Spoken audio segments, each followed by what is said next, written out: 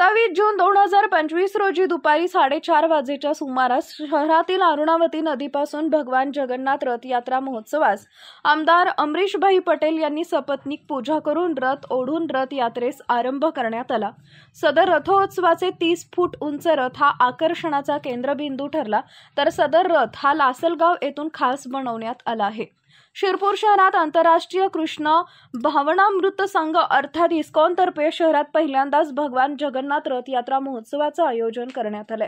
शहरातील अरुणावती नदीच्या पुलाजवळून शोभायात्रेस सुरुवात करण्यात आली।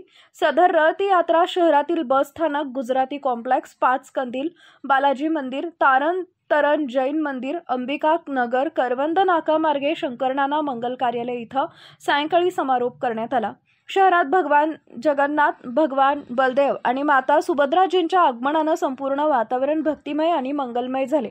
रथ पूजन प्रसंगी माजी मंत्री आमदार अमरीशभाई पटेल, जयश्रीबेन पटेल, जिल्हा परिषदेचे माजी अध्यक्ष डॉक्टर तुषार रंधे, माजी उपाध्यक्ष देवेंद्र पाटील, संस्थेचे उपाध्यक्ष राजगोपाल भंडारी, माजी नगराध्यक्ष वासुदेव देवरे आदी भक्तगण उपस्थित होते।